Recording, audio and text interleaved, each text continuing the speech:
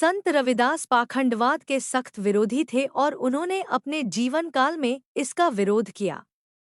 वे मानते थे कि ईश्वर तक पहुंचने के लिए किसी भी प्रकार का पाखंड या दिखावा करने की आवश्यकता नहीं है, बल्कि ईमानदारी से काम करने और भक्ति करने की आवश्यकता है।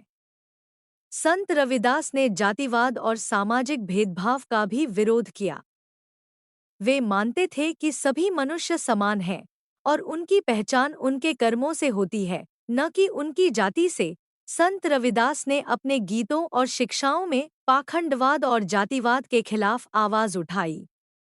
उन्होंने लोगों को समझाया कि वे झूठे संतों और पाखंडियों से सावधान रहें और सच्चे भक्ति मार्ग का पालन करें। रैदास एक ही दर से भयो सब विस्तार, मूर्ख है जो करे वर्णन अवर्ण विचार। रैदास इसके माध्यम से संत रैदास उस कृष्ण को मूर्ख बता रहे हैं जो इंसान को अलग अलग बांटता है, जो गीता में इंसानों को अलग अलग बांटता है, जो गीता में इंसानों को अलग अलग किरदारों में अलग अलग बांटता है। जबकि रैदास के अनुसार इंसान सब एक ही है। तोड़ू न मेहमानों, पूंजू न देवा, बिन पत्थर करे रैदास सहज सेवा।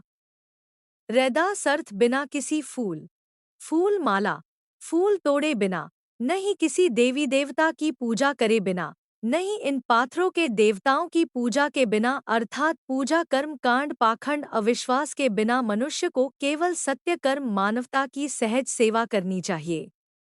दुनिया में प्रेम, भाईचारा, कलाकार, इंसान ही सबसे बड़ी सेवा है। मेरी जाति कुद बंधला, ढोर रुवता नित ही बरस आसा पासा।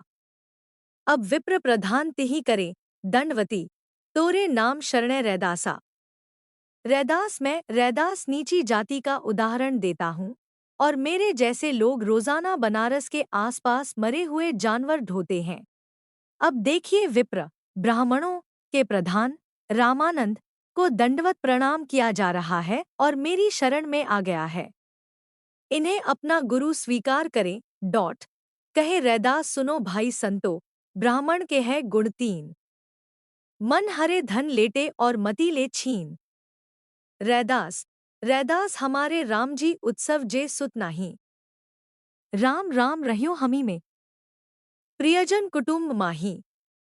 रैदास मेरा राम ईश्वर वह राम नहीं है जो दशरथ का पुत्र है। मेरा राम तो मेरे रोम रोम में है, मेरे कर्म में है। मौकों ने कहा ढूंढे रे बंदे मैं तो तेरे पास में, जात जात के फेर में उलझे रहे सब लोग, इंसानियत को खा रहा रैदास जाट का रोग। जाट जाट में जात है जो केले पात में, रैदास मानस न जुड़े सके जब तक जात न जात। रैदास अर्थ रैदास के इस दोहे में ब्राह्मणों ने आर्यों की बनाई वर्ण व्यवस्था जाति व्यवस्था की कड़ी आलोचना करते हुए कहा है कि ब्राह्मणों ने बनाया जातिवाद का यह जहर सब में फेल हो गया है। देखिए वह जाति के इस घिनौने व्यवसाय में उलझी हुई है। रैदास कहते हैं कि जाति एक बीमारी है जो इंसान को खा जा रही है, जिससे इंसान के अंदर का इंसान ही खत्म हो रहा है। जाति से पाथे भेदभाव, अछूतोषुट, गैर बराबरी शोषण ने मानवतावादी मानवता को ही समाप्त कर दिया है। अपने अन्य दोहे में रैदास कहते हैं कि ब्राह्मणों ने इंसानों को जातियों में शामिल करके भी अनगिनत जातियों को बांट रखा है। रैदास जातियों के इस डिवीजन की तुलना केले के फ्राइड तैने से होती है जो सिर्फ लालच से ही बनता है। जैसे केले के तने से एक पत्ते को निकालने पर दूसरा पत्ता निकलता है, ऐसे ही दूसरे को निकालने पर तीसरा चौथा पांचवा आता है। ऐसे करते हुए पूरा पेड़ ही निकल जाता है। एक ही प्रकार की इंसानियत जातियों में बटा हुआ है।